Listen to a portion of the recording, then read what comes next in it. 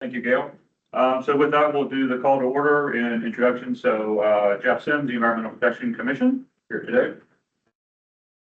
Mike Williams, Hillsborough County Development Services.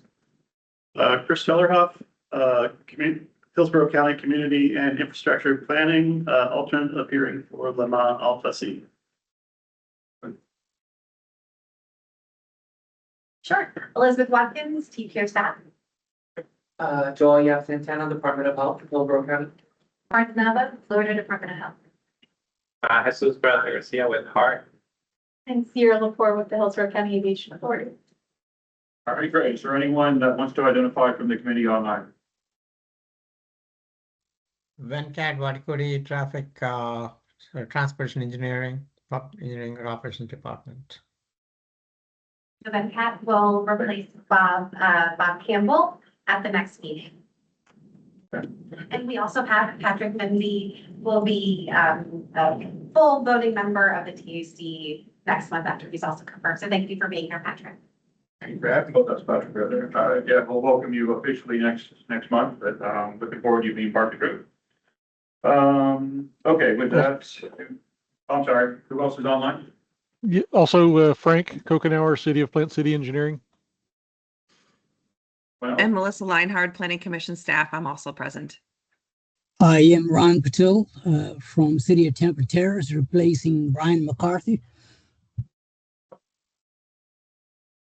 Jay Collins, Planning Commission staff.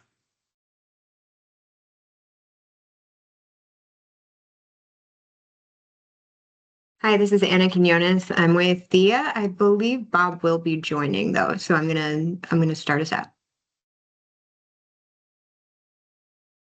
actually have quite a few members, just not everybody in the room. But we have a quorum, correct? Okay, since we have a quorum, we will, I'm sorry, jumping ahead. Next up will be public comment. Do we have anybody from the public that wishes? None in the room? Anyone online?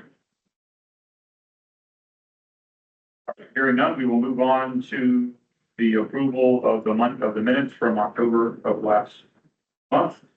Do we have any comments or questions on the minutes that were posted in the agenda?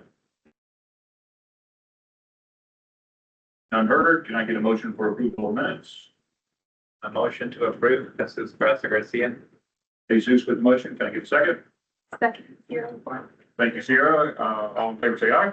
Aye. Any opposed? Very good. And we are up with our first item of the day, the FDOT, FTE tentative work programs and TPO letter of knowledge. Thank you, TAC. Elizabeth Watkins, TPO staff. Since this is a multi-part presentation, I wanted to just briefly set the stage for you and kick it off. We're really grateful to have our partners from DOT and Turnpike today to present to you their work programs. But the action asked of you today is to review and recommend the draft letter of comment from the TPO board. So first you'll hear from DOT, then Turnpike, and then we'll close it out with the letter. So listen. Hi, everyone. I'm Melissa Joyner with FDOT District 7, and I'll be presenting our tentative work program to you all today. So first, I'll give kind of an overview of the work program update process. Our work program is a 5-year plan that includes a variety of projects, including public transit, airports, seaport rail projects, and everything from planning to construction as well. Every year on June 30th, the current year of the work program ends, and the second year moves up to become the new current year on July 1. And this is currently where we are in the process. This presentation will outline any changes that have happened in the first 5 years of the work program and any new projects that were added to the new 5th year. This proposed work program is submitted to the Florida legislature later this year for review, and then we'll go to the governor for review and signature. And once the governor signs the work program and the first year is included in the state budget, the work program is considered adopted at that time. So our programming strategy, we first look at preserving the existing programs. So any projects that have funding increases, we look at putting funding on those projects first. Then we look to fund the next phases of those projects. So if right-of-way position has been completed, then we look to fund construction. And then finally, we look to add new projects. We grab these new projects from the MPO priority list, so from that list of priority projects that y'all review and approve each year. Also any regional priorities, so anything from the Suncoast Transportation Planning Alliance, and then finally any of our FDOT and SIS priorities. The next few pages of this presentation will go over any new projects that have been added, newly funded phases of projects, and any projects that have been deferred. And we focus specifically on projects of interest within these slides. And also, if a previously programmed project isn't mentioned in the slides, that just means that there have not been any changes to the project. And you can also see a complete listing and map of all of the District 7 5-year tentative work program projects on our work program website. The link is on this slide, and there's another slide later in the presentation as well. So our first funded project is planning funds that have been added to fiscal year 31 for the TPO. This is just how they, this is just their funding to complete their planning activities. Next, some transit projects. So there's been capital funds added in fiscal year 31 for phase 2 of the heavy maintenance facility. There's also operations funding added in 31 for capital repairs and bus stop replacements for HART. And the City of Tampa streetcar extension, that funding has been removed from the work program. Some operations projects. There are a couple of auxiliary lanes along I-4, I-4 east from Way Station to west of McIntosh Road and west from Bethlehem to west of Branch Wharf. Those construction fundings have been removed from the work program. And I-4 from east of Bethlehem to west of Branch Wharf has design funding that's been advanced to fiscal year 26, and construction will be in 27. There's a left turn lane being added at the intersection of East Alexander and Jim Johnson Road. There's some rail funding that's been added to that project in fiscal year 28. An intersection improvement at 56th Street and Druid Hills. Design is in fiscal year 30, construction in 31. And another intersection improvement at 56 and 113th, that design has been added to 31 as well. There's been some construction deferred from fiscal year 30 for the I-275 expansion, adding lanes and reconstructing. Construction's been removed from the work program for State Road 574 from east of Kingsway to east of McIntosh. And right-of-way has been removed from the work program for the interchange I-4 west of I-75. For I-275 from north of Lewis to north of Howard, right-of-way has been removed from the work program for that project. For State Road 60 from Valley Road to east of Dover, construction has been deferred outside of the work program for that project as well. Design has been added in 29 and construction in fiscal year 30 for Scott Street from North Morgan to north of Jefferson, and that's adding lanes and rehabilitating pavement in that area. There's also been construction added on I-4 from I-75 to County Line Road in fiscal year 28. Construction's been deferred to fiscal year 28 for Highland Avenue from Violet Street to US 92. The next few slides kind of go over some urban corridor improvements. So all of the next few slides will be those. Lois Ave from west of Cleveland to Boy Scout Boulevard, that construction's been deferred as well. Right-of-way has been added to fiscal year 26 for urban corridor improvements on English Boulevard, and construction's been added to fiscal year 31 for East Hannah Ave corridor improvements.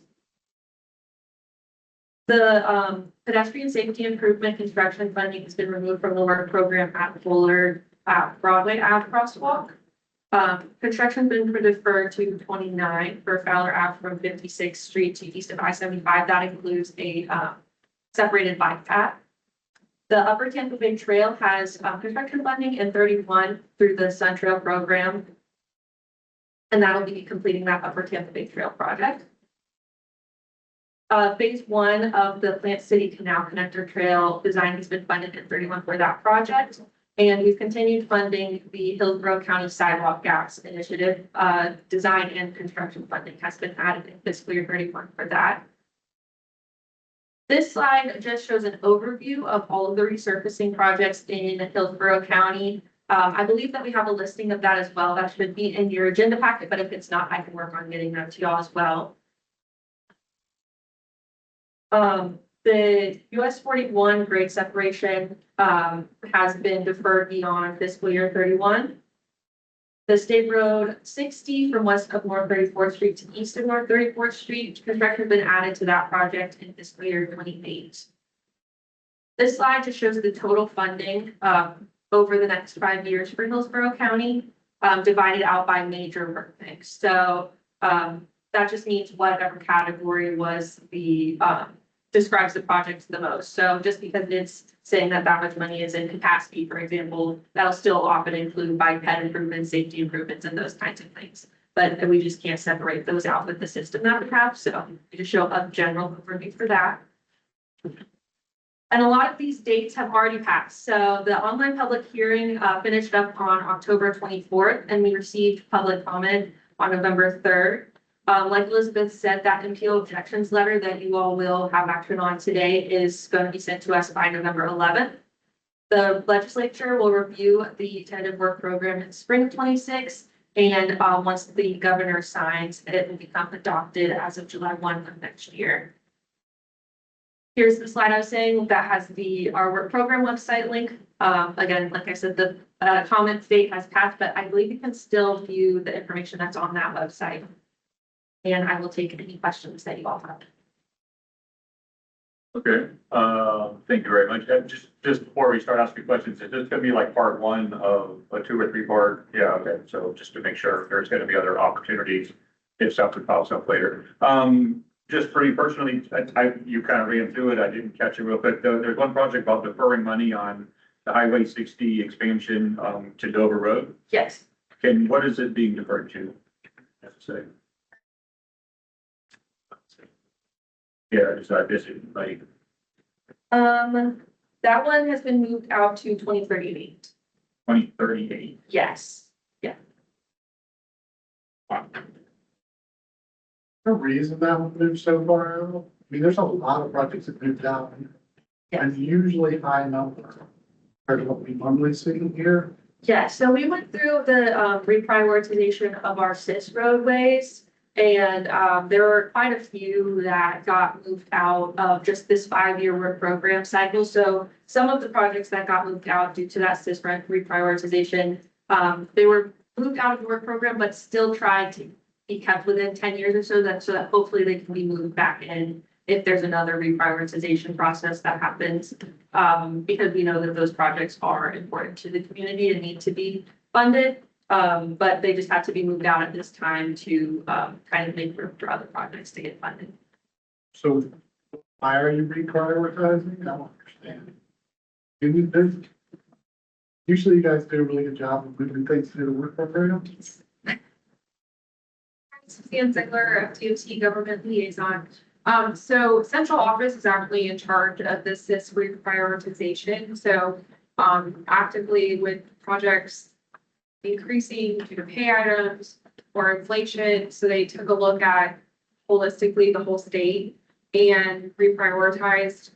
Some projects moved a little bit, some had to be moved out of 5 years.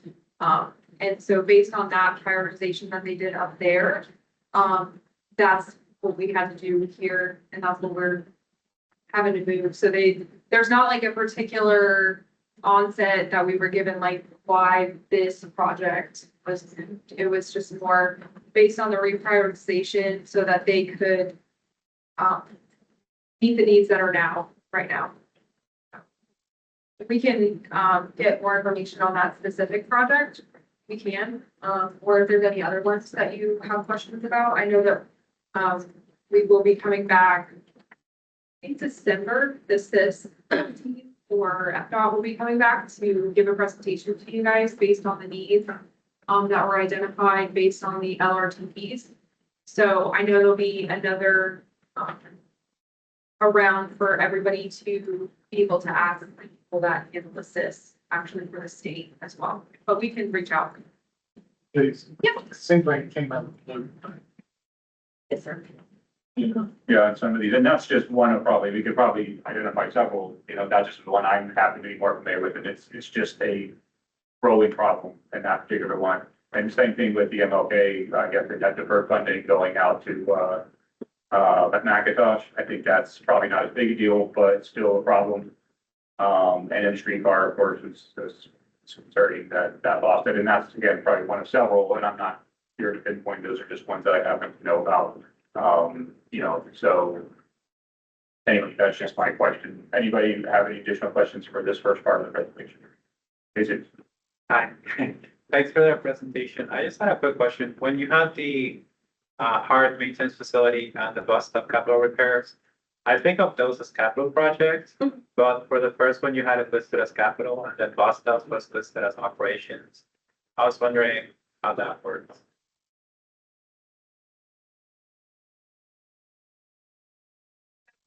Ian Goodler again. So basically right now, our transit section is going through and making some changes. The way that things are programmed, just for transit.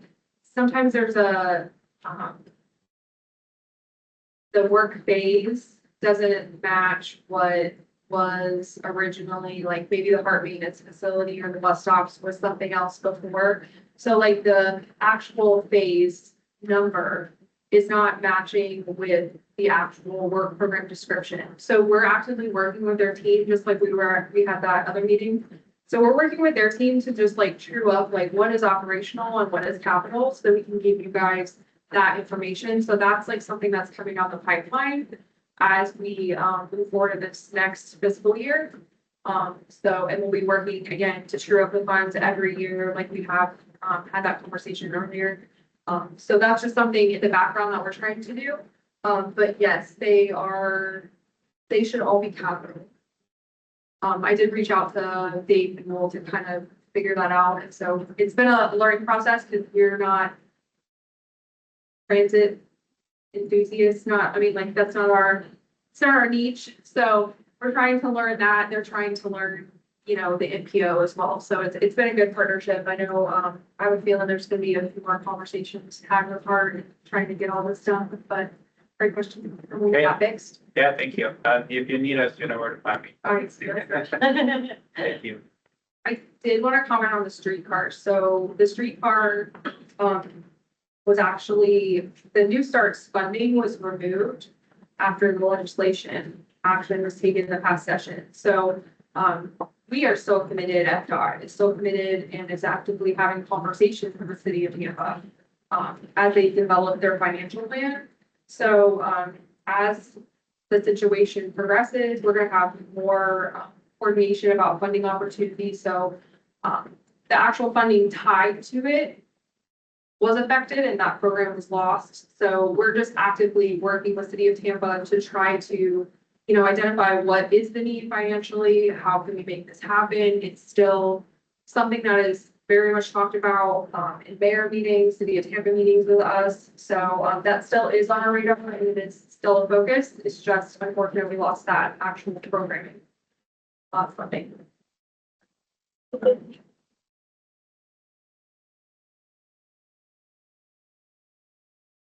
Any other questions or comments?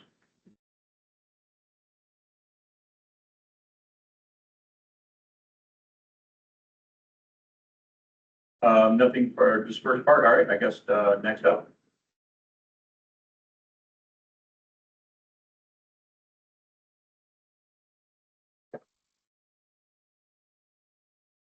Good afternoon. My name is Katina Capacleese and I'm the Turnpike Planning Manager. I'd like to thank you for the opportunity to present Turnpike's tentative work program for fiscal year 2027 to 2031. In Hillsborough County, we are proposing to fund $277 million in projects. We would also like to state that since 2023, we have invested $659 million into District 7. As you can see with this slide, Florida Turnpike Enterprise has 515 miles of limited access facility, which provides Florida residents and visitors a safe, efficient, and affordable means of travel. We are in all 7 districts, 21 counties, and in Hillsborough County, we have 20 miles of our facility. This next slide is our total dollars at work for the investment we make into our facility. The first project we'd like to showcase is the Veterans Expressway Emergency Stop Sites. which provide emergency responders and a place where they can stop and help when there is an issue. The project started September 2024 and it will finish, actually, it has finished in July 2025. The actual investment was 4.8 million. The second project was our wrong way driving technology implementation, which provides a warning system to detect an alarming wrong way driving. We have implemented that in several ramps along the Veterans Expressway. It has, the project started May 2022 and it will be completed next month. It's a $10.8 million investment. Now, the slide 4 has the handout overview of our project. Page 1 is a list of major construction projects underway or recently completed. Page 4 are those projects funded for construction. And as you can see for Hillsborough County, it's the widening of Suncoast Parkway from Van Dyke Road to Boots Lake Burn Road. And then page 8 has the variety of projects that are not yet funded for construction. So let's take a closer look. For our major projects, as you can see, we are investing $277 million from design right away to construction in 2030 to 2031.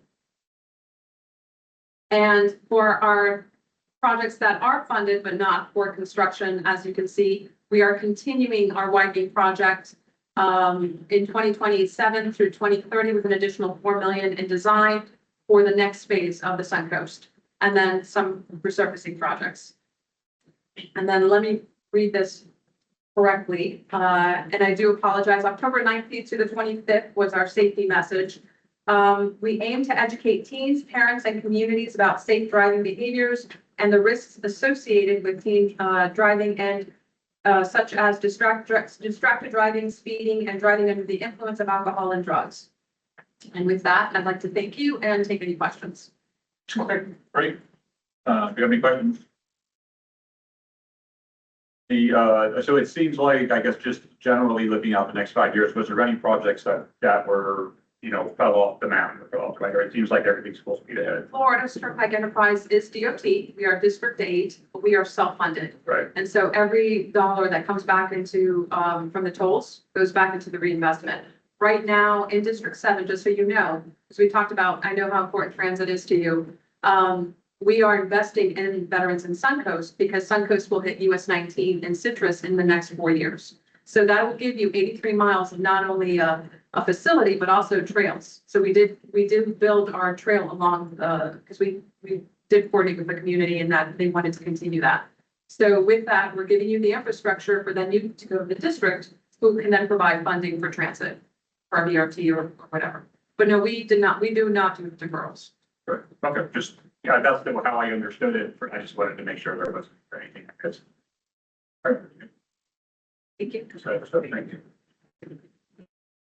Well, thank you to our partners for presenting their projects. So the action before you today is to consider the draft letter of comment that the TPO board will send. You may recall from Melissa's presentation, there was that November 11th deadline for MPO comments on the work program. So our typical business practice is to send a letter describing our observations. And overall, the tone of this message is very much appreciative to our partners at DOT. They do a really great job of trying to put every single dollar that's available on projects that are ready to move forward. So I won't read this all to you, but I'll call out some of the highlights.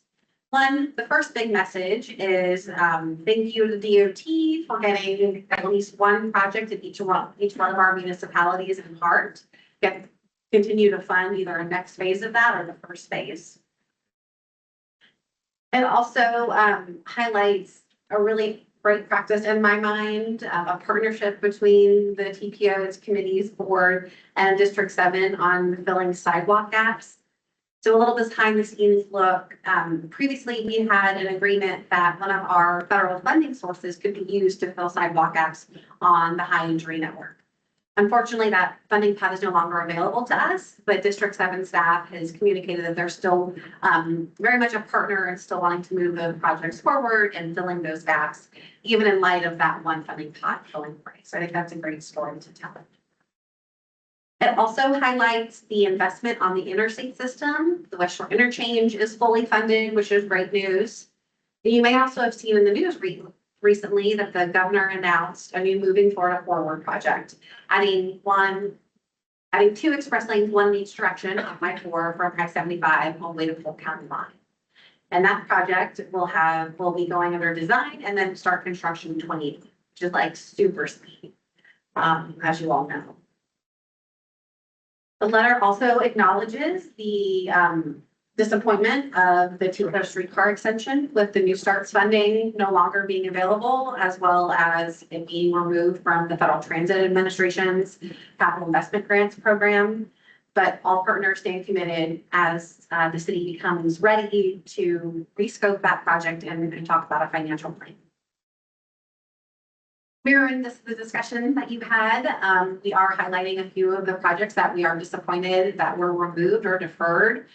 With the SIS reprioritization, the number one freight priority for the TPO has long been a new bridge on US 41 over their CSX tracks. That also has been deferred, as well as MLK, as you mentioned earlier. So that's just a high-level overview of the actual letter. What I'm seeking today is any of your feedback and then ultimately your recommendation for the board to forward this on to the district. Okay, so the focus is mainly whether we agree in approval of the letter and the way it's worded to go to the board. That's what I took it. Okay. All right, let me start by asking comments from the group. Yes. Thank you, Elizabeth. I don't have any edits. I just wanted to comment. I think it's airtight. I think it's a pretty solid letter. I think it's firm, assertive, very important, assertive. Last year, I don't remember the letter, but I remember that there were many holes poked into the letter by the CAC, not to name any names.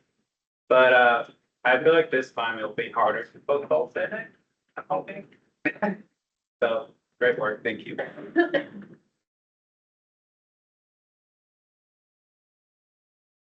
Comments? Yeah. I think we should mention, since you mentioned a couple projects that were unfunded, since the chair mentioned the statement of 60 project, we'd like you to add that. Absolutely. Maybe as a bullet underneath the MLK. Yeah, I mean, you got a couple of them there, you could just add that one as well.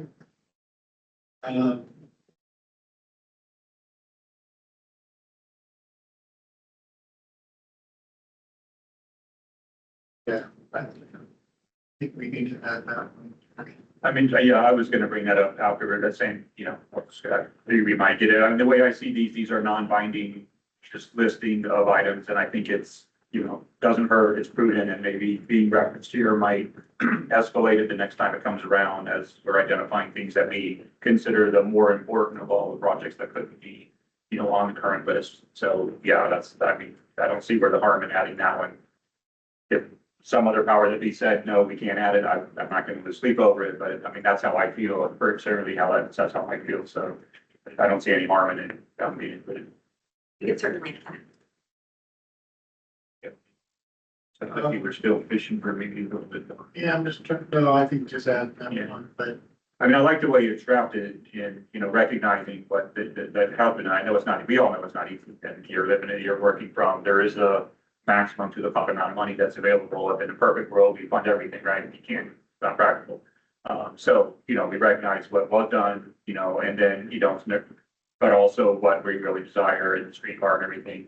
Having reps, I think it's important to at least have it in there without making it a 6-page letter. So I think it's pretty succinct and that's my opinion on it. Just that was my big thing, is throwing that in on the back end. But, again, there's different opinions that can be had.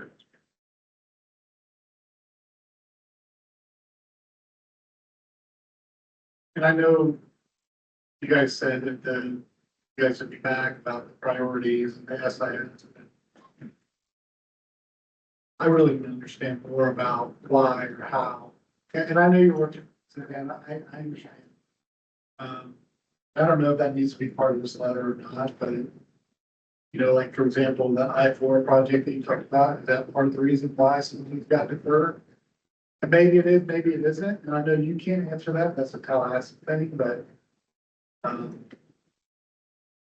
I think those are really important questions. And maybe start with the things not. Maybe one idea is maybe we can work with DOT as more policy language becomes available, and then we can bring that back with more details of policies as well as project specifics on the overall SIS reprioritization initiative that's happening in Tallahassee.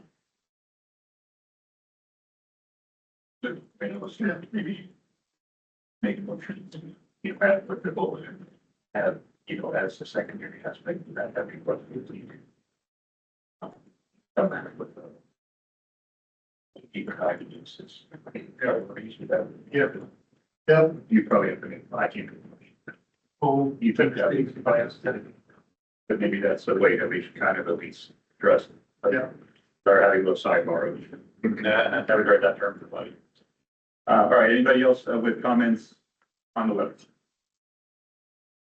So I'll make a motion that recommend that the Sacred 60 project be added, and then also maybe as a future issue that the DOT comes back with more information about the SIS and how and why the priorities changed, and get more detailed information on that at a future meeting. That's my motion. All right, we have a motion as stated by Mike. Do we have a second? All right, yeah. All right, thank you, Joel. Is there any discussion? All right, all in favor of the motion, say aye. Aye. Any opposed? Aye. Okay, thank you very much. Thank you. Elizabeth, does that count as moving the letter forward? Yes, it does. Oh, Yeah. Yeah, moving your letter with the addition of one bullet. That would be, okay, that's how the. That wasn't clear enough. Yeah, to move the letter forward, and then kind of part two was to have some DOT. And that's how everybody understood it, right? Yeah.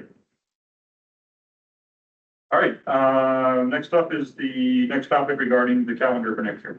It'd be a much more streamlined conversation. It'll be a very quick conversation. These are the dates that we're looking for the TAC moving in 2026. These are typically the first Monday of every month, then we recess in July. But there are two dates I wanted to call to your attention. First, we're proposing to do the second Monday on January 12th, January 5th.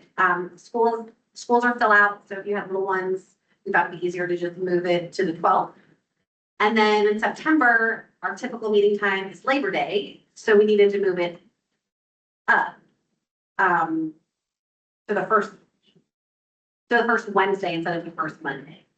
So these are the changes. I am seeking your action today or your recommendation from them that TPO board will approve these dates at their November meeting. Okay. Yeah, I was wondering about the 7th. So because the September 7th would be the first Monday, and you're saying that's Labor Day. So that's why you're proposing it to be the first Wednesday. Yes. That's fine for me. Same time, same place, but just different time. That was probably my only question. I agree with January. A lot of people are still vacationing or dealing with children or something, so that makes sense. Anybody have any comments or questions on the proposed dates? Some people celebrate Three Kings Day, but it's on the sixth, and some people always take the fifth as well. Okay, so another reason. Okay, so this is an action item. It looks like you're just requesting approval of the group on the proposed dates. All right, I have such a motion. Somebody new. John, motion to approve. Can always count it down. Thank you. You have a motion. Can I get a second? second, Jesus. Jesus beat you to the punch. All right, motion and second. Do all in favor, say aye. Aye. Any opposed? Aye. Very good. Thank you very much.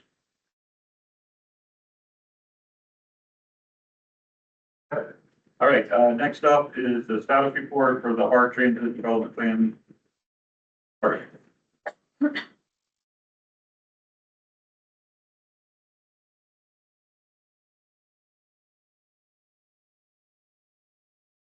Okay. Good afternoon, TAC. My name is Jesus Garcia, Hart staff. Today I will present the transit development plan. or TDP annual progress report for the 10-year period from fiscal year 26 through fiscal year 35. Last month, I told your ears off about the comprehensive operational analysis or COA, and I teased the TDP. Well, this is the yearly annual progress report. What I was teasing last month is the major update, which is coming up next year, 2026. Well, we're working on it in 26 and it's due in 27. You know how this thing's working. What is the transit development plan? It is a multi-year financial and operating plan for a transit agency. The Florida DOT requires public transit providers that receive state funding to develop and adopt a TDP. Major updates are required every 5 years, and we are presently on our third annual progress report, which are required in the intermediate years. Following the submittal of this report, we'll start working on the next major update, which will be due March of 2027. These are the requirements of the annual progress report. I'm not going to read everything, of course, but we'll look at past year's accomplishments. Compared to the original implementation plan, we have the opportunity to make any revisions to reflect changes in the plan. The annual progress report also includes a new 10th year, kind of like a work program to tip everything you just made. We just add the new year at the end for implementation of financial plans. And then a revised list of projects and services to meet the goals of the original major update. The TDP rule was revised last year. The two main changes were, one, the deadline was moved from September to March. That was to better align with budget cycles. Before it was due in September when the budget was not ready, so it was kind of funky. The second revision was the rule required the revision with the MPOs. And hence, that's why I'm here presenting to you all today. Although I'm going to say HART already did a good job of coordinating with the TPO. This requirement wasn't like a statewide, like other MPOs were having trouble with that. As I mentioned, the TDP highlights our recent accomplishments, so I'm going to touch on those now, some of those. One of our major successes this year was the Route 1 Fare Free pilot with improved weekday frequency funded by the city of Tampa. This corridor was selected because it was one of the highest or the highest ridership in the system, and it's also a priority for future BRT service. Daily ridership has grown since the pilot, thanks to the fare free, to more than 5,000 per day on weekdays and 2,500 on weekends. For 2026, the pilot's going to continue, or the program's going to continue. But the fares are coming back, but the frequency is staying and getting expanded. So we're going to have still 15-minute frequency on weekdays, 6 a.m. to 6 p.m. And we're expanding evening and weekends to every 20 minutes. Another major effort, which will be wrapping up early next year, is the COA. As I mentioned last month, it's a comprehensive review of the system that results in short-term improvements. We took our initial proposal to the public over the past couple of months to get their input. Right now, we coordinated that effort with the TPO, and right now we're kind of processing and analyzing all the comments we got to see if there are any changes warranted to the proposal, and then we're taking that to the HART board early next year.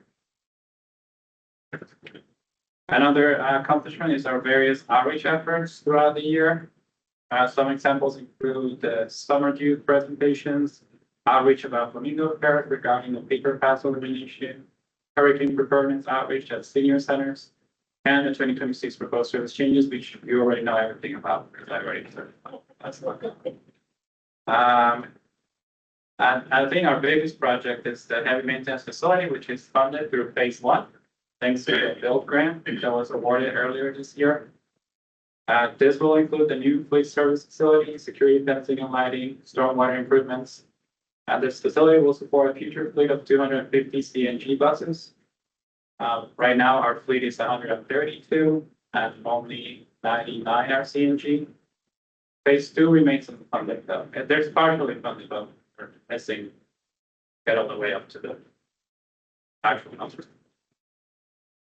So now let's talk about transit needs. In terms of funded, so the transit development plan, which have funded and not funded.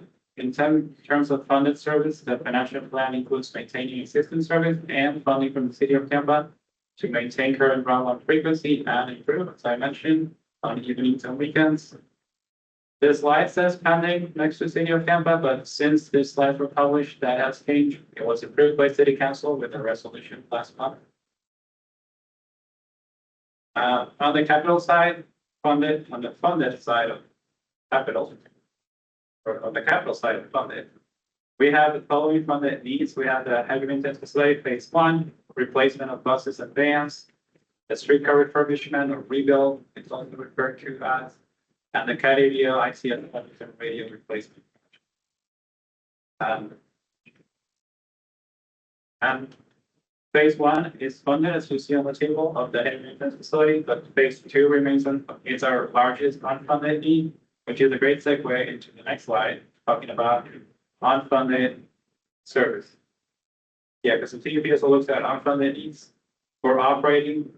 The unfunded need is frequency improvements on the majority of the routes, because right now 2/3 of our routes run every hour.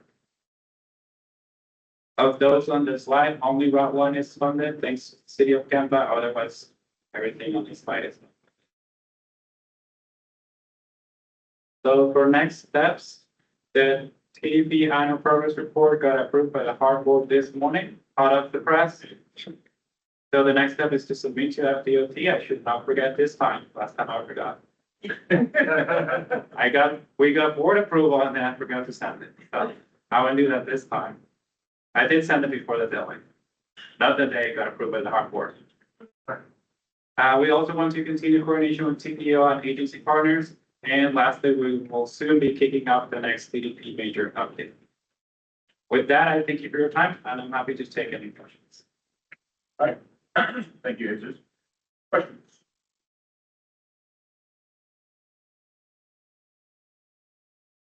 Guess you beat us down last month. So, no, it's like you got a lot of good things going, and we adopted it, so I don't have any comments.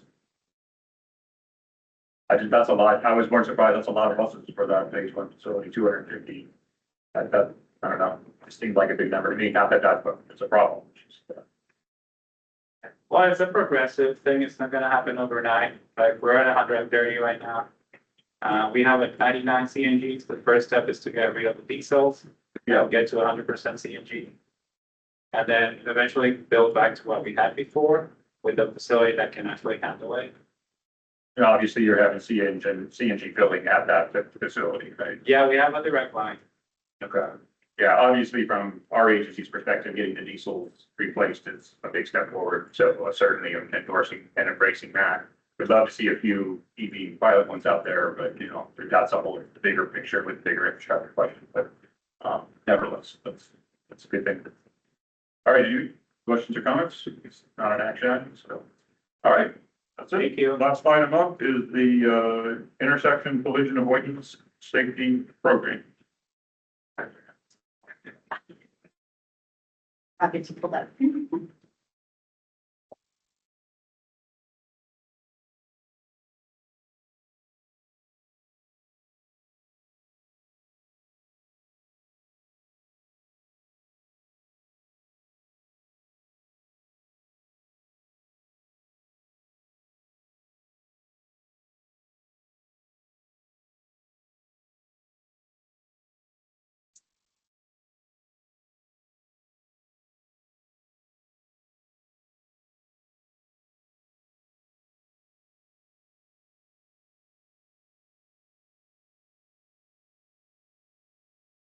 Well, good afternoon. My name's Angela Rao. I'm with Hilson Associates. I'll be talking a little bit about really my former condition. I was the manager of traffic operations and parking services for City of Lakeland. I retired from there in 2021.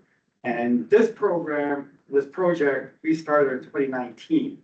And we'll be talking a lot about technology and AI. And in 2019, I didn't even know how to spell AI. So it just, I've come a long way. I've come a long, long way. Oh my gosh. So, thanks for letting us talk about this. There we go. What I'm going to be talking about is what we invented, shall we say, the Intersection Collision Avoidance Safety Program, or ICAS. And we decided to connect it with Connected Autonomous Vehicles, or CAV adaption. So basically, it's, and you can see that the two red lights in the top there is that's what really got this going. And I'll tell you a little bit about a personal story, an Angelo story. So picture 20, I think it was like actually 2018. I'm heading to work on South Massachusetts at Jenkins and minding my own business at a red light. I dutifully stopped, just like I was trained to stop, you know, when we were young, I just did it. And I dropped my employee card. I just noticed that it fell. They had a red light, so I put it in park, went about to pick up my card, and got a polite beep behind me. The light turned green. And usually you get a polite beep, you know, I don't like honk that one. So I recognize, oh my gosh. So start counting, I get the beep. Usually when people beep, they wait about a second and a half before they beep. They're rather polite. They're gonna give you a break, right? So start counting, second and a half, and it's green, second and a half. Well, I'm in park. I react, I let go of the badge, put my hand on the gear shift, go into drive. I'm about 2.5 seconds. Put my foot off the brake, onto the gas. So now I'm probably at about 4.5 seconds of time. Remember, the light has turned green. So I react, I go, oh my gosh, Angela, go. Because people are gonna be really upset if I don't go. So I did. And I had a little Honda Civic at the time. That's a little me, my Honda Civic. Sort of, not really, because it's a superimposed Honda Civic. So I go, light turns, now I'm at my 4.5 second green time. And oh my gosh, I have a unwelcome visitor in my lane. I have a fully loaded water truck, beer truck, actually, fully loaded beer truck, who ran the red light. Now remember, I'm at 4.5 seconds when I departed from the stop line, right? 4.5 seconds. So I go, I just happened to have gotten my brakes redone the week before. I should not be here today because I missed it by 1 meter, 3 feet. I came to a full stop, hit the brakes. I mean, oh my gosh, I broke my foot hitting the brake and stopped and thanked the universe that I got my brakes done the week before, because I would have been struck by a fully loaded beer truck at probably 55 miles an hour. I'd be a goner, and I had a little Honda Fit. I probably would have been hit into Tampa with that truck. And they missed me. They missed me. I just got lucky. It was not my time. It was not my time. So I'm here, I'm the manager of traffic operations, you know, I'm running the show there and stuff, and I figure, oh my gosh, surely there's something I can do about this. This is crazy. This is too, I'm not the only one in the world that's suffering this. And so it just so happened to be that I was running late to a meeting from one of my vendors. I won't mention the vendor, who deals with sensors. And I'm all shook up and I'm telling them the story, and they go, oh my gosh, what are you talking about? That sounds like sensor XYZ. Okay, and again, I don't want to name it because that's not what this is about. And I said, what are you talking about? We have a sensor that predicts a red light running. And I could send a message to the controller to extend the all red lights. I said, what are you talking about? What's this all about? And I said, tell me more. He told me more. I gotta be honest with you, I bought 4 sensors on the spot, like that day. Yeah. I just signed it. Just that's it. Oh, if I get into trouble, I don't care. I'm doing it. I did it. So to the point. Now this is in 2023. I actually did the research back in 2019, of course. The numbers are bigger. 1,086 people were killed in red light running collisions in 2023. I hate giving bad news like this, but you got to tell the truth, right? You got to tell it the way it is. And over 100,000, way over 100,000 are injured. Some of them severely injured.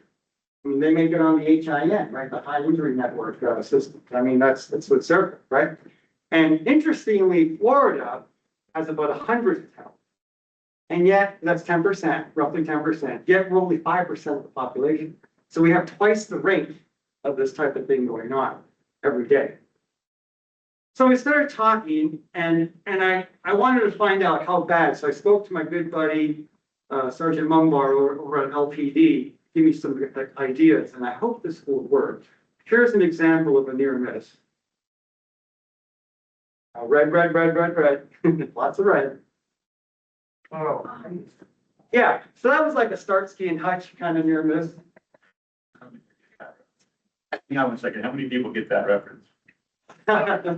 One, two, three, four. All right, that's definitely your seven. Very good, that's set up.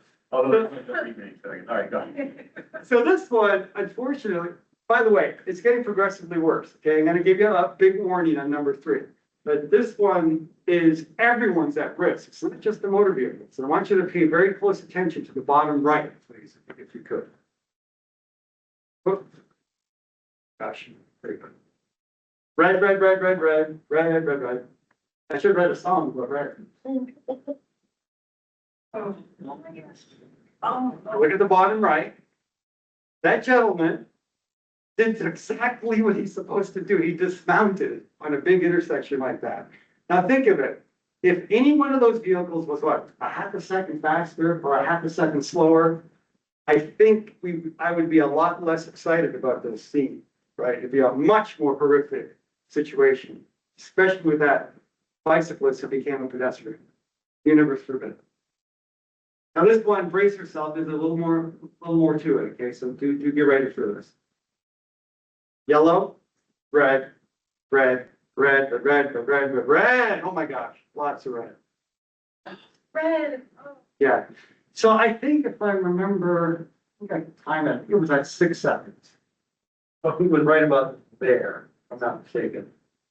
Anyway, 6, 7 seconds of all red time. So remember, folks, this is beyond the all red phase. We're not even in the all red phase. I would almost forgive people. I'm sure I've done it. I'm not mea culpa. I'm sure I've run a red light in the all red phase. I'm sure we've all done it, except Gina. Gina is so perfect. So it's a thing, right? It's a thing. But what are we going to do about it? There's got to be something we can do about it. So I started then asking the question, and so timely, what if we could predict that red light? And then my buddy said, what do you mean? We got that. And they tell me more. And the important thing was, I don't care about citations. I'm not there. That's not my job. That's not what I'm here for. I'm here to help reduce crashes. What could I do to reduce that T-bone crash or the right turn crash or the left turn crash? That's completely unnecessary. This is totally unnecessary. And so that's where the conversation went. And that's where we invented this intersection collision avoidance safety program, or ICAS. Now, full disclosure, at the time, this is 2019 now, we did discover that, to be fair, the state of Texas, one of their districts, had a program similar to this. And I'll show you in a minute why. Except they were doing it just more from a very specific point load. So it does exist. I'm now being told that the state of Georgia is experimenting with a similar kind of system. I haven't seen it, I haven't studied it. I just want to fully disclose that there's a lot going on. At the time, from the depth of what we were talking about, to the best of our knowledge, and please, anybody, correct me if I'm wrong, I beg you, I'd like to know, that it's the only system in the country that we're aware of, at least at the time. So what does it do? So it's to prevent the crash. Prevent the crash. I'm not going to be upset with anybody about citations. It's to prevent the crash. So we predict, verify. We extend the all red phase, i.e. delay the green, perpendicular green, and then resume normal operations. Then you could say, why don't you just do that all the time, nonstop? Well, because then you start to adversely affect progression, coordination. This is to be intelligent. Remember I said I barely knew how to spell AI in 2019. It was our best attempt at AI in 2019 to make it a little bit more intelligent and reactive to a caseload rather than a superficial sort of blanket statement, to be more efficient. And here basically, this authoritative for a lot of folks that are signal minded, that kind of sounds like the dilemma zone. You know, I'm sure some of you folks are thinking that right now. Isn't that the dilemma zone? Well, not really. It's kind of the opposite of the dilemma zone. The dilemma zone is more related to the fact that when a motorist approaches what looks like a stale green light, and you don't know if it's going to go yellow or not, you're in that dilemma. You're in the human dilemma zone of what do I do? Should I gun it? Should I start hitting the brake? What should I do? And the system extends the green in the dilemma zone. Trouble is, you as a motorist don't know it happened. It's not like you get an advertisement, hey, you just gotten 4 more seconds of green. It doesn't work that way. You just kind of get it and you just hope for the best, right? This is different. You're already stopped at the all red and you don't even know what's happening. It's kind of like, I remember when I did a presentation, it's like, any Seinfeld fans in the room? Remember the show About Nothing? I called this the safety measure about nothing because you didn't even know it happened. It was behind the scenes.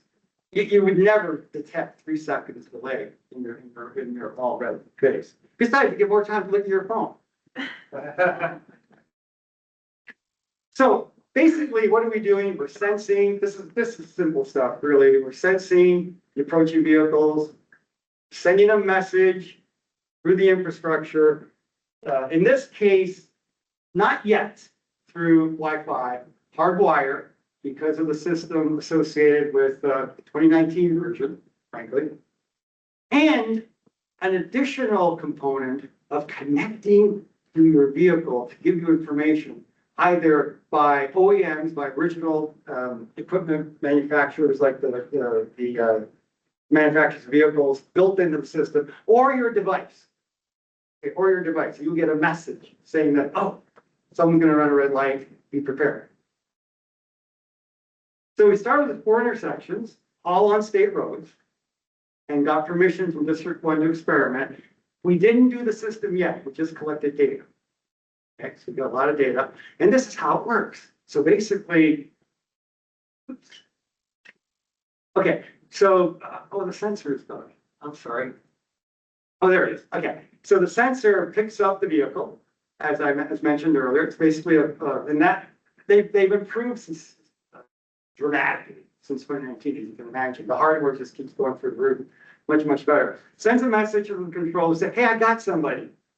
Okay, is this for real? Let's work on this and figure out if this is a real run. If it's a real run, then the controller says, let's do something about that, because there is something we can do.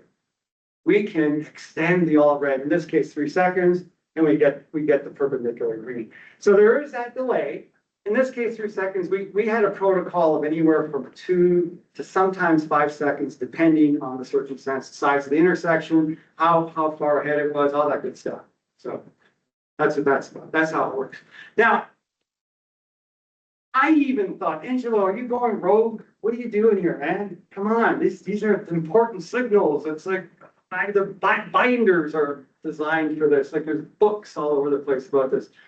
Back off a little bit and see what's going on. So I checked the METCD several times, and there's 2019 when we first looked at this. And I specifically then started digging in and found that this is the 2012 PDF of the METCD. And you see the bottom there, and I'll blow it up. It basically says the option is duration of a red clearance interval may be extended if detection of a vehicle that is predicted to violate red signal indication occurs. Basically accurate. We didn't technically invent anything. It was there all along. Probably because of the dilemma zone, most likely. It was a result of that. Most likely that's the real reason why it was put in there in the first place. I don't care. We're allowed to do it. I checked again. In fact, to be honest with you, I just checked Sunday because I was a little nervous. Oh my gosh, what if I go in Monday and it finds out that they killed it? It's still there, according to the 11th edition of the METCD, so it still exists. To the best of my knowledge, no one just killed it. Please, nobody killed it. Anything you guys can do to stop anybody, trying to stop this, I would appreciate it. So here's some very simple examples. This is, I think we talked about the dilemma zone. No need to go over that. This is interesting. I didn't even know this. Working with my folks at District 1, they told me that there was a system already in place for bicycle extension. That when bicyclists were approaching an intersection, well, they might not make it because of the size of the intersection, as you can see. So it was detected, and in this case, their green was extended in the sense by virtue of also delaying the perpendicular green. So it's quite fascinating that a lot of this stuff is working behind the scenes. It just wasn't kind of going in the direction, frankly, that I wanted to see it go. So getting with the district, we agreed that we would take it to TURL. What's the actual title of TURL? I'm sorry, I keep forgetting what it's called. Traffic Engineering Research Lab in Tallahassee. Central office has this lab that runs it, and they do a lot of testing in cases. So we brought it to them to see if we then could get permission to actually implement the system into the field. Remember, all 4 intersections are on state roads, not city streets. So I wanted to get full buy-in from the state. Obviously, this is their system. And so ready to go with the system, and we had a field testing period. We decided the 4 locations only where existing red light running cameras were installed. Now, why, Angela, did you do that? You just said in your earlier part of the presentation, you want nothing to do with that end of it, the citation end of it. I really wanted it because I had video proof of the data. I just wanted to be able to match that if I had a data element that a red light runner was running, then I could prove to the minute, to the second, based on the video, that there was a comparison made. That was the only reason why I decided to choose those intersections. No other reason. Also, we wanted to you ever get to a place in government where you get unanimity from absolutely everybody? Has that ever happened? Probably not, right? Somebody's going to be opposed to something that you're going to do. Well, except for this. I got 100% unanimity, except for one little tiny fly in the ointment, and that is, well, aren't you just rewarding bad behavior? And you know, people are going to get used to it. They're going to know about the 3-second extension, and they're going to go happily run it. Well, no, because we deliberately put it at red light running camera location. So you're going to get a citation. Okay, so even if you do figure it out, knock yourself out. You're going to pay $158. Fine, do it. It's up to you. So that may change the character of the conversation to go forward because there aren't cameras at every single intersection. Okay, to be fair. I just want to bring this to your attention. This is a real thing. So we got a lot of data. They're the 4. I'm just going to go real fast. I'm only giving you this just to show you the sheer volume. Oh my gosh. Those dots are all the vehicles that were detected throughout the period. There's well, you can't even see it. I'm sorry. There was the 1-second rule, and then all those dots from where it says green up were done runs when a perpendicular green went on. I'm going to go through that quickly. You can't see that very well. I apologize. Most people behave like almost 100%. Behave. They either drive it to the green or the yellow. I've done the green. I've done the yellow. As I admitted earlier, I do the old red too. Mea culpa. I'm being honest. I'm sure I've done that enough times in my life, but luckily I'm still standing. Well, unfortunately, I'm sorry. I'm too fast. Unfortunately, all you need, look at that, 0.29% ran after the perpendicular green went on. Look at that's in this particular case, it's 48 runs a day. In one little old intersection, little old Lakeland, times 4. In fact, that's what that next slide is about. Trying to give you a sense. These are just studies. You can see we average like 48, 51, depending on the seasonal factor, per day, per location, after the all red went away and the green went on. It's pretty scary stuff. All day long, nonstop, 24/7. So we were able to prove to the state that this is a good system. They bought into it, and we got an additional $500,000 to expand the system, which we're very proud of. We got that. And so we went from 4 original intersections to 25. And as you can see, virtually all of them are on state roads. I think there are a couple that are on city streets. You can see sort of in the kind of above Mike's head. There are a couple that are that are city streets, mostly state roads. I'm very grateful to DOT and District 1 for supporting the program. They're great partners.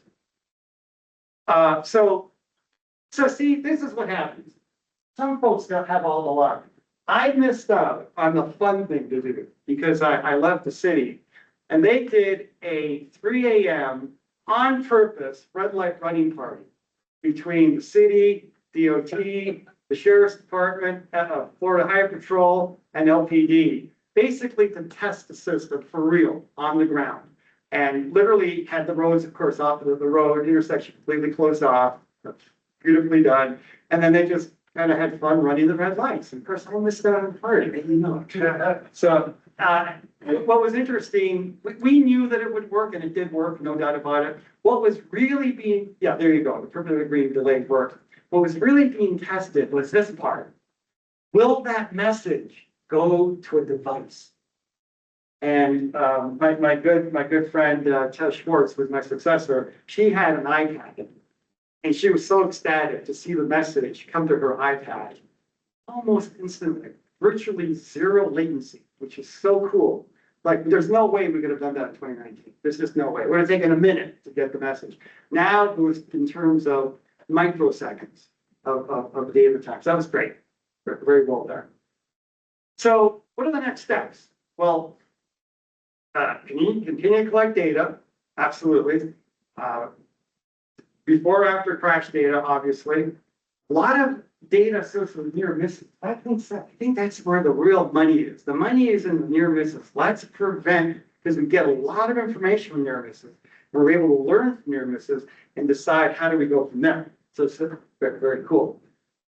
I do want to acknowledge Stephen Davis from District 1.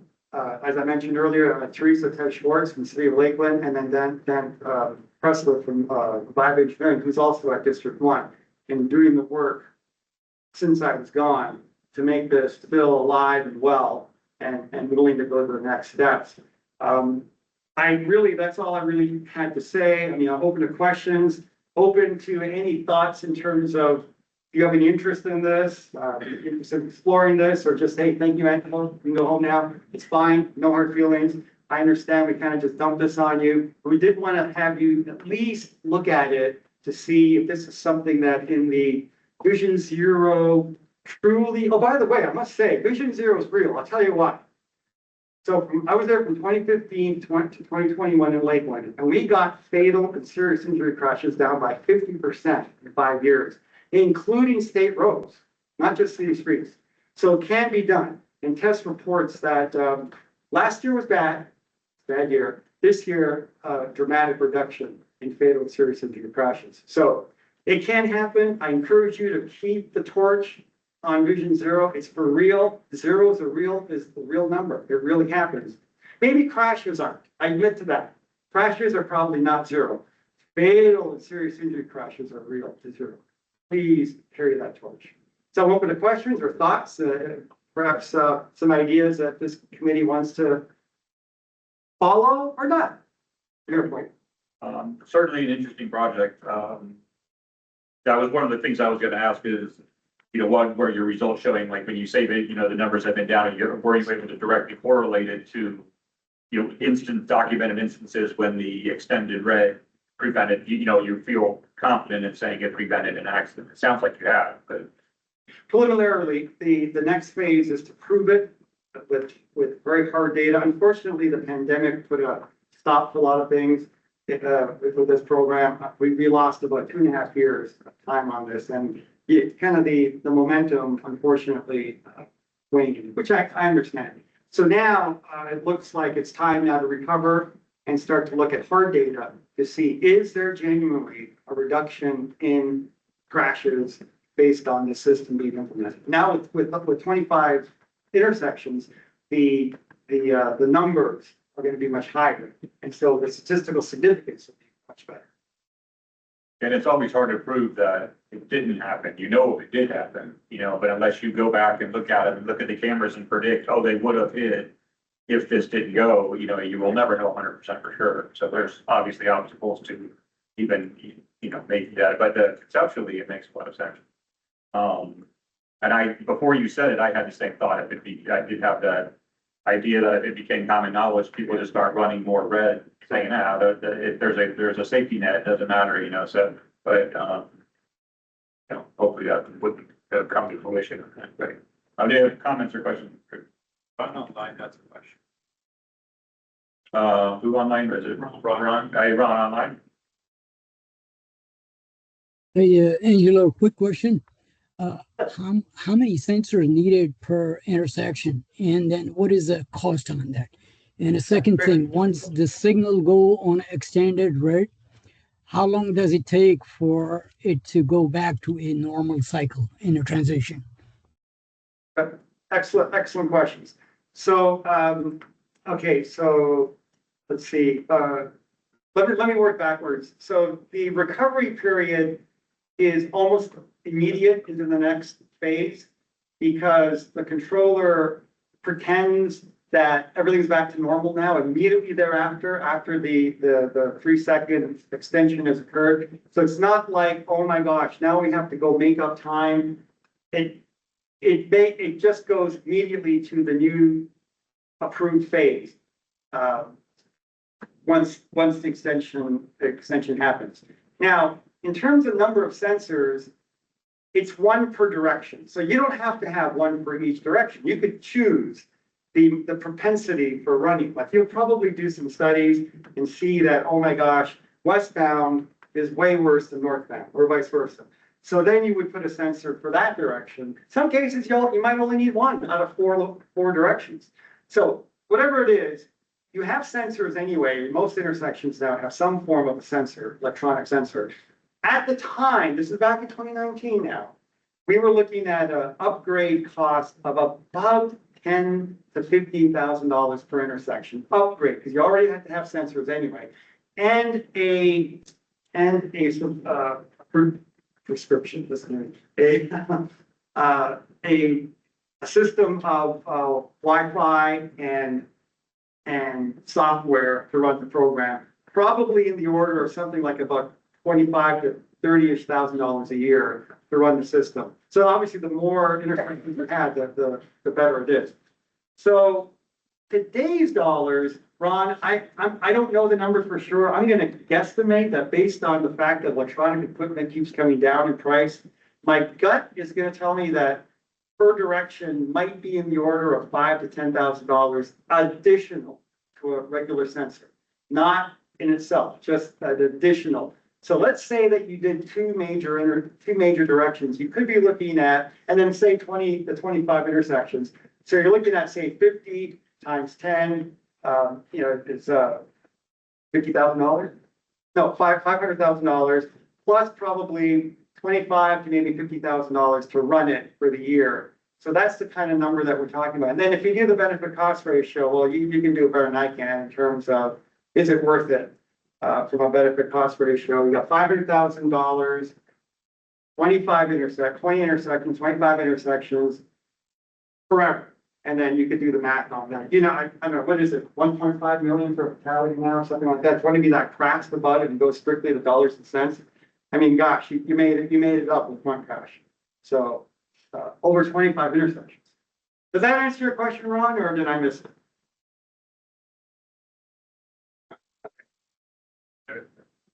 Another word. Okay, also see Ben Cat has a question online. Hey, Ben Cat, how you doing, buddy? Hey, how are you? Full disclosure, I know Ben Cat. He's gonna throw me a really easy question. So I know you showed the snip from the MUTC, but the question is, when we do these clearance intervals, we know we go all the way up to 5 seconds. But are you suggesting all these ICAS is only to use the allowable up to the 5 seconds, or you want to go beyond the 5 seconds? So I hope I understood the question right, Ben Cat. Let me tell you what we are doing and see if that helps. So let's say that there's a 2-second all red phase. Okay? Yeah. And let's say that it's a very egregious run, like the one with me, with my story. It's pretty, what did I say, 5 seconds, right? So the computer, well, in that case, probably would have extended it to the maximum, which would be about 5 seconds on top of the all red phase. It would have predicted it already in advance, right? Done the math and said, oh my gosh, this guy's not gonna make it. There's no way. And in fact, there are gonna be a lot of folks proceeding on the green because so deep into the green after the all red. So probably the extension would probably go to 4 or 5 seconds, Venkat, on top of the all red phase. Now that would be egregious. That would be, oh my gosh, that's pretty bad. Hopefully, as the numbers seem to show, it tends to be more into the 2 or 3 second extension. Folks aren't that crazy. There are a lot of crazy things going on out there. That's an exception to the rule. I can tell you right now, it's not a little exception. There are a lot of those exceptions happening every day. And as people become more frustrated with transportation, whatever they're doing, they want to make that light, they'll start gunning it way. So who knows how many seconds even today we're talking about Venkat. It could be back to 4 or 5 seconds in many cases. Okay, so the reason I brought it up, is, Angela, for a mistake. In my previous, I know I'm a newbie to the Hillsborough County, but working in this field like you for a long time. So in Pasco, where I was previously on a state roads, depending on the intersections, even though the allowable based on the width and so on, so speed and so forth, there is a calculator all the time. But if we are seeing any red light running, what we did is without the, I know you're not advocating any to use this equipment. What we did is by case, we simply extended the all red time in those locations so that to reduce the all red crashes, basically.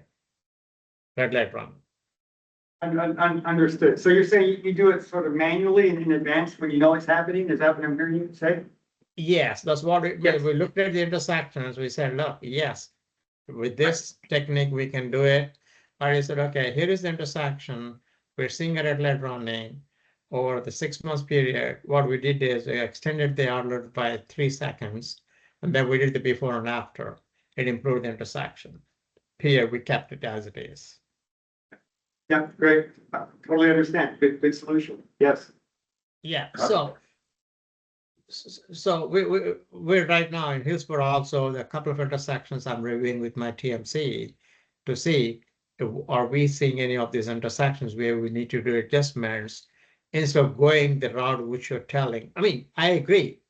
It is a route which we may end up at the end once with the funding is available. You know, at the end of the day, you have to see what is the best benefit you can get for your citizens' dollars. So we try to do what is the best we can do with the minimal physical impact, and then we will go to the next route. Example, whenever we have this the intersection detections using these controllers and using this, then we'll get that advantage. Example, if we are replacing an equipment at an intersection, yes, we can go with this and with this detection technology, then you're not spending any additional amount to upgrade it. You know what I mean? Absolutely. No, it's an interesting solution. Yes, that's good comments, Venkat. Yeah, he kind of touched on what I was wondering on a more layman's terms. I'm not as much an expert on these, but yeah, there is I guess a certain window it'll cover, and after you cycle green, it's not going to do any, you can't anticipate that on some of the ones like you showed. But maybe there's, promise to where they could detect it and flash a red and maybe notify that person that's just zoning out, that's running a red light, that maybe they're like, oh, shoot, I'm about to go run a red. Maybe there's like, side opportunities to still try and do something, but, on the red approaching side, there's all that they're great angles. I think it's got a lot of promise, certainly. I think Elizabeth had a question for you. Quick question. Do you have any data that's been looked at to see if there's been an increase in the number of red light runners over time? Maybe another way to say that would be if that adaptation has led to an extended red and having those drivers engaging in riskier behavior. Yeah, that's a great question. So on my other hat, I have another presentation on advanced driver assistance technology, kind of become almost obsessed by it. And I need to get a life, obviously, because that excites me, so I just, geez, me. So, that and also car sharing has been a factor in reducing a lot of these types of crashes, like Uber, Lyft, other car sharing systems are actually, believe it or not, for the first time in years at a national level, the fatality rate has dropped by over 8%, up to June 30th, for the first 6 months of the year. This is national. That is unheard of. And the only thing that I could think of, little old me, and again, you can fact check me if you want, of course. Little old me says that to be 8%, we haven't done enough in the system to change it. My theory is that ride sharing and advanced driver assistance technology has been a big factor because the penetration rate of these vehicles is skyrocketing, like going way up. It's almost exponential. It's just about ready to go exponential. Not quite. It's at the inflection point right now. And with more of those vehicles taking the human brain out of the driving, those types of crashes will reduce. What we had to do in Lakeland is saying, I can't wait for that. I have to do something now, kind of take the more analog solution and make it work in the field for me now. And hope that AI, because I'm starting to know how to spell AI now, I can spell it now. As it comes into fruition, then more and more of those crashes will be reduced. But for now, and so, yes, it should be increasing. The trend line is up. It's being dampened by these AI systems and vehicle systems. Thank goodness. Thank goodness.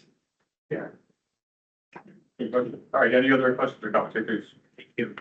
Thank you, Angela. Great presentation. I was wondering if you had any thoughts on whether this should be like a bottoms up or top down approach in terms of like, what I mean is, should APTA grab this and run with it and try to make it a statewide thing and go down from there?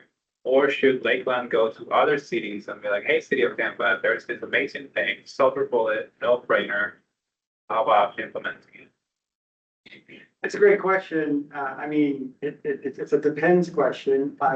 I would say that because we started at the local level and brought it to the DOT's attention and they were on board, I would think that one opportunity might be to start the conversation at the local level, perhaps, if you feel like it, if you think that it's important enough, and then start to partner out with other agencies. I don't want to name names, but a local agency takes charge of it, partners with other local agencies or the county or the TPO and or DOT if there's an interest, and at least explore it. And as long as you keep it to the term exploring for now, see if it kind of catches on and has some traction. Certainly, it's a good way to start. My little old me says start at the local level and see if you get some traction. But nothing precludes you from going to DOT. Of course, you can always ask. DOT's nice. We love DOT. They've been very helpful to me personally and corporately. So I always have a soft spot for DOT. All right. Very good. All right, I think I don't see any hands in the queue, so I think that's it. We appreciate your presentation. All right, well, thank you. Take care. All right, that concludes the scheduled activities. Is there any old or new business? All right, the next meeting is scheduled for December 1st. Just FYI, we'll most likely not be here, so we're up. So now you've been well, I gave you way more than the red light warning. But you're, yes. So any other comments, questions? All right, meeting adjourned. Thank you.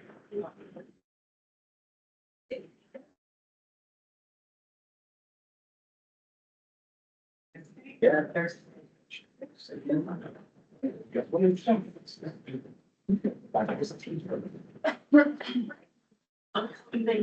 might just be there. It's been a while.